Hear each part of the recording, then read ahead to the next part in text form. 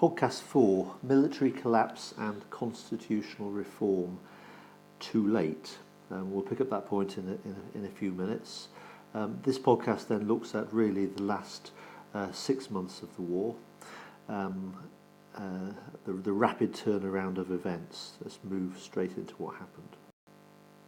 Okay, there's the mind map, so we're focusing in on this particular wing here. We've already looked at that map, but again, just as a refresher, what we're now doing is we're focusing more on the Western Front. If you go to William Carr and pick up those page references, particularly on page 232, it talks about, as we finished in the last podcast, over in the East, the war has now been won.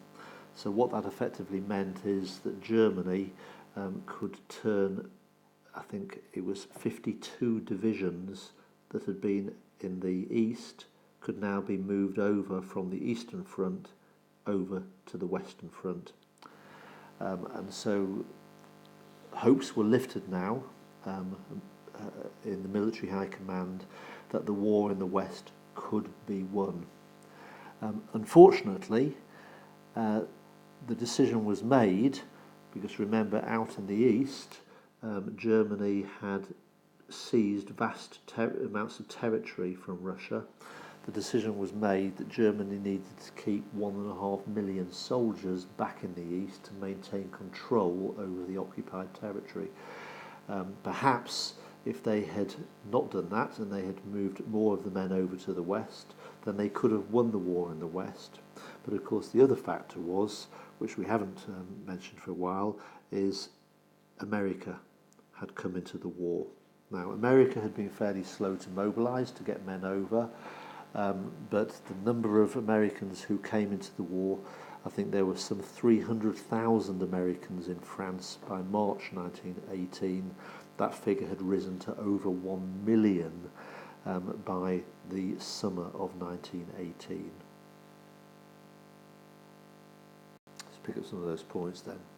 Okay, so the collapse of Russia ended the two-front war, and it gave Germany a final chance. Okay. Secondly, Ludendorff then struck west, the so-called victory offensive of March 1918, and initially the Germans were very, very hopeful of a swift victory in the West. They believed the war could now be won. But America had joined the war against Germany in the West, and by the summer of 1918, more than 1 million American troops supported the French. So although initially in that victory offensive in the West, the Germans did advance more into France, by the August of 1917, the Germans were falling into rapid retreat. And the turning point, 8th of August, 16,000 German prisoners were taken, and the Germans started to fall back. Now, of course, remember, at no point in the war so far has Germany fought on her own soil. Germany has always been in occupation of foreign soil.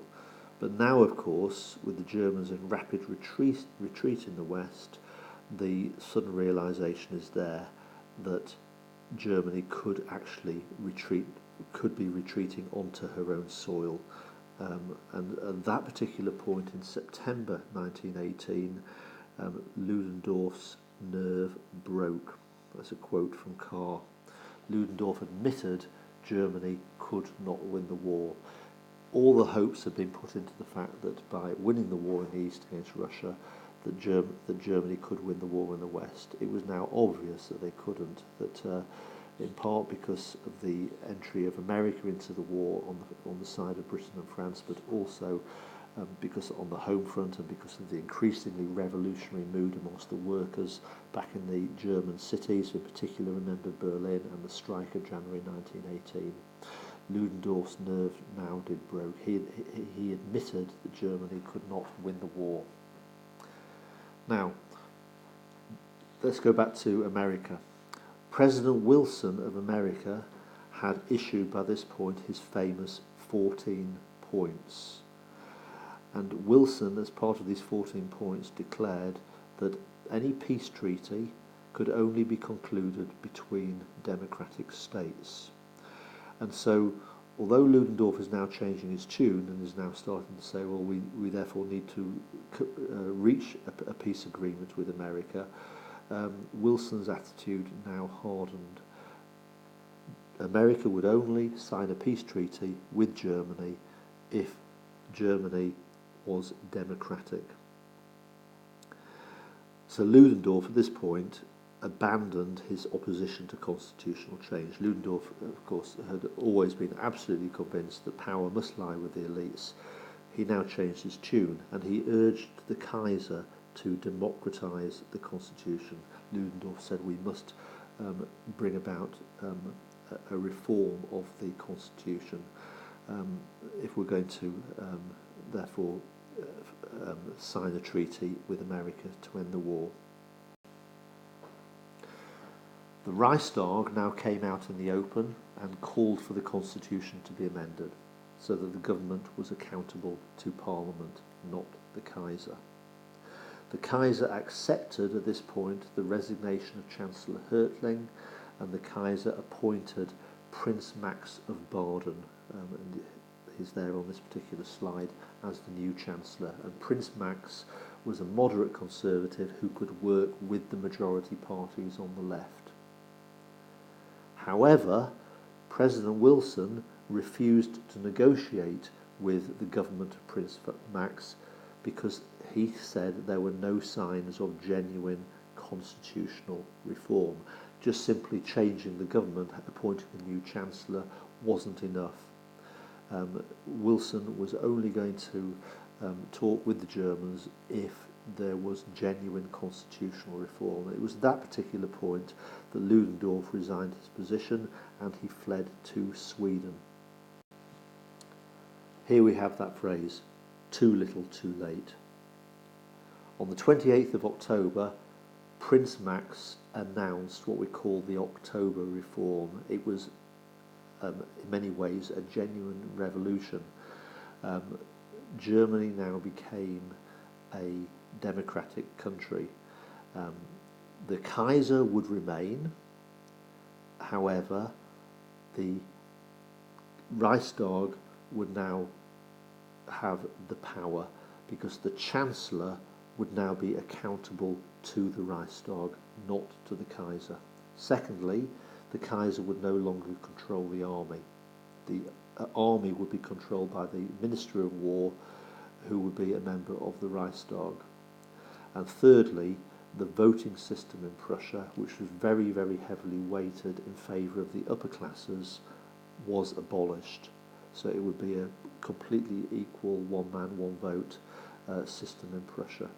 So undoubtedly, what we call the October Reform was a genuine revolution. The constitution of the Kaiserreich was abolished. Germany was now a constitutional monarchy. However, these changes happened too late. These were changes in terms of the constitution and politics. On the streets of Germany, the mood had shifted much further to the extreme left. Ordinary German workers barely noticed what was happening in the corridors of power. They barely noticed those constitutional changes. From the viewpoint of ordinary German people, the Kaiser was still on the throne. Yes, the October Reform had taken power away from the Kaiser and had given power to the Reichstag, but nevertheless the Kaiser was still on the throne. Secondly, the Chancellor was still a prince. Okay, Prince Max, he may have been a moderate conservative, he may have announced constitutional reform, but nevertheless the Chancellor was still a prince. The war was still going on. The powers of the officer corps in the army were unbroken. The officer corps was still dominated by the upper classes. So from the viewpoint of ordinary Germans on the streets, this was too little too late. Just simply changing the constitution was insufficient. So there's a quote there from Carr. By the end of October, a revolutionary situation existed in Germany. The shock of military defeat was the last straw. The stunned and disoriented German people were only too ready to blame the Hohenzollerns, that's the royal family, for the misfortunes that had befallen Germany. So just changing the constitution did not resolve the situation. Like a pressure cooker, pressure was building up from below, and so it wasn't enough to take that to take the pressure away. Popular pressure continued to grow, not just to reform the constitution, but effectively to get rid of the monarchy. There needed to be much more than just constitutional reform. The Kaiser had to go. And it was in that situation on the 30th of October that sailors on board the cruisers Thuringen and Helgoland mutinied. They refused to obey orders. The German Revolution had begun. Now that therefore finishes this series of 4 podcasts that make up this one lesson, which is the last year of the war.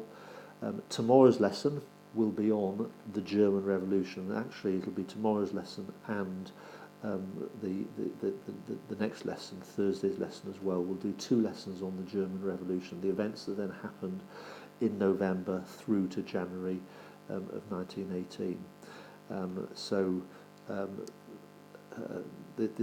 This podcast here has now leads into the next lesson, and I'll do a series of podcasts on that lesson.